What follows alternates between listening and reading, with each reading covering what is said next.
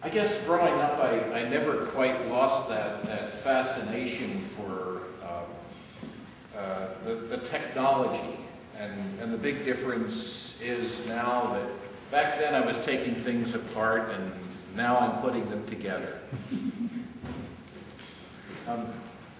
How many of you know who Craig Venter is? Nobody. He is the scientist that led the team that first decoded the human genome a few years ago. That's who he is. And I saw a recent video of him of what he's up to now. And he's gone from deconstruction to synthesis. They are now able, Craig Venter and team, to put together the polypeptides that form the ladders in the DNA chain, the two RNA ribbons and the connecting ladders that form the genetic code. They're getting pretty good at this. And the big problem is they're still working on it, and probably will solve it, is to kickstart this molecule and make it live. How about that?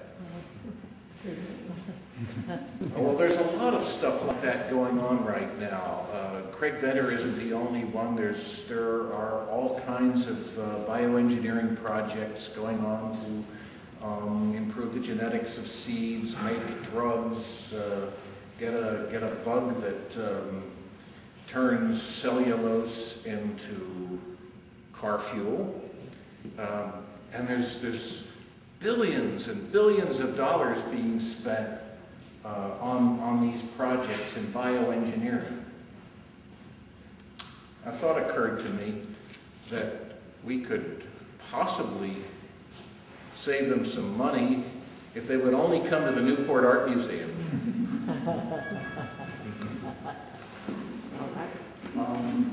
Now, why did I build this piece?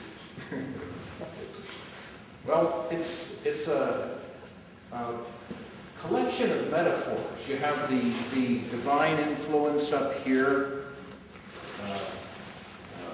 the hand of God about to put the spark of life into Adam, and then you've got the chemical synthesis. This is embodied in the Urey Miller experiment done in the 50s, where they synthesized an atmosphere of early Earth.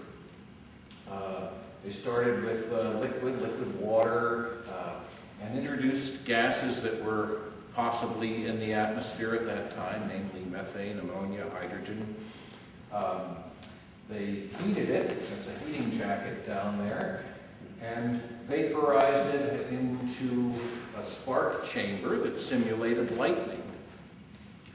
And then it was condensed and recycled through this little kidney-shaped thing, and it kept going, and they found that this synthesized some amino acids. I think they had 18 out of the 22 amino acids in there, with guanine being the principal acid, collecting. And this is the stuff that life is made of.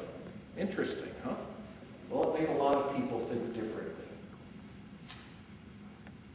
And then you have the control system down here.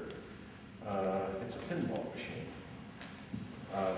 Partly under your control, partly a stochastic process that's random. You don't have any control over whatsoever, and it interacts directly with this.